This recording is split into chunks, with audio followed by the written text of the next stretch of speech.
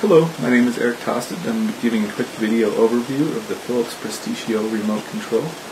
This is a universal remote control from Philips that has both a LCD display for status information and instructions, and also the traditional display that's used for more commonly used features like channel changing and volume control.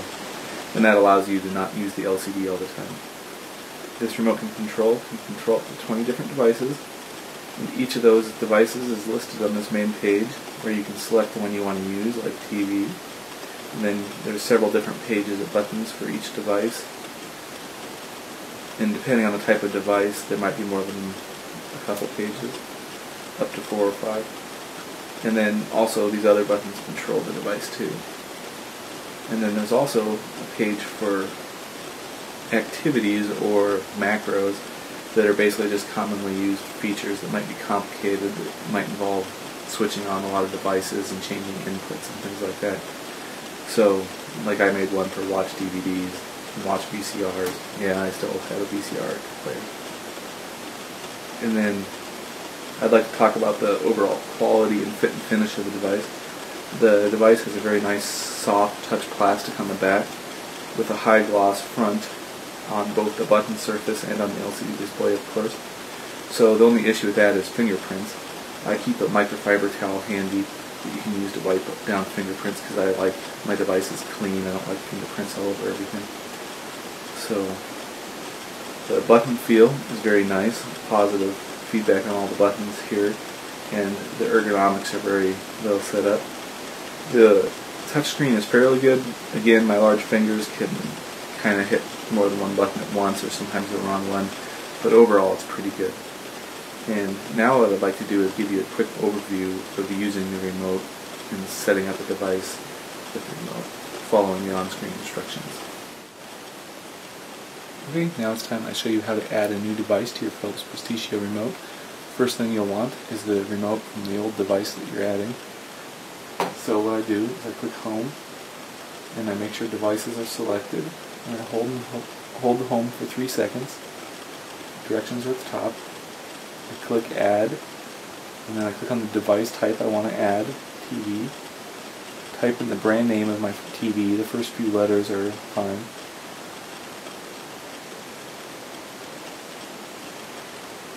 Click OK. Select the brand of my TV.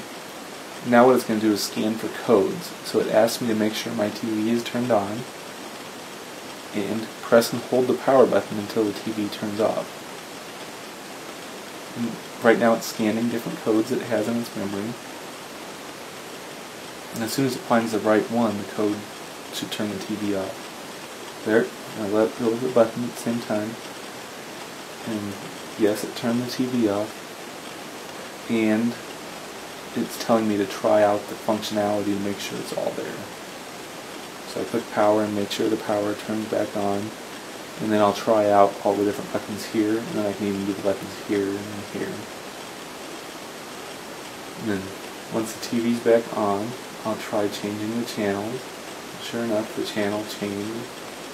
I'll try the buttons up here and see that sure channel 7 works.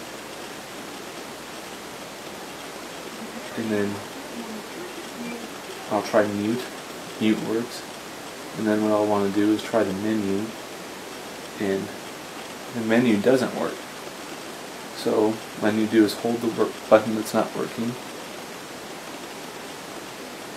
and then eventually it'll start trying different codes for the button, and when all those codes fail, it'll say, do I want to learn from my old remote? So I say click Learn. Yes, I have my old remote handy. Now it tells me to line them up and press the same button on the old remote. I want to make sure those two IR sensors kind of line up. And I hold the button for half a second or so. It says button learned successfully. This part's kind of finicky sometimes, or it doesn't always work. So I press OK, and sure enough, the menu went away, so that programming worked. If that hadn't worked, I'd just repeat it again and adjust my distance that I had the remote held, or hold it at a different angle, or try holding it at a different length of time. And now, once that's done, I do that with all the buttons. I click Done, And then, are you happy with the result? Yes. Are you wanting to program another device? No. And now I look in my list, and sure enough, there's my TV2 ready for me to use. I can click on it, and then I can control it from here, like turn it off. Now, that's all there is to it. If I want to show you how to add a macro really quick, I just go back to the main page, click Activities, and hold down Home until it comes up with the menu. Click Add. I'm going to say Watch TV. I'm going to say my main device is the TV. I can use my receiver for the sound or the TV for the sound. Let's do the TV. And then it's asking if I want to program a macro at the same time, so yes. And now it tells me to click the Add button, button press, TV, I'm going to say Power On, and then add a button press,